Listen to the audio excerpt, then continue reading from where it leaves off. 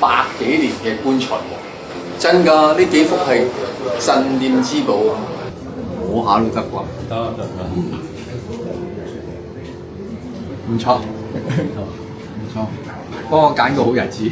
咁另外，我諗殯儀館其實係特別係萬國殯儀館咧，一般都唔租俾人嘅。咁我呢次好難得可以差唔多無條件咁樣啦，俾我哋入去拍攝啦。因為佢哋，我聽講佢哋都明白我哋係好隆重想看待殯儀呢件事，我哋想拍攝一部咁樣嘅戲。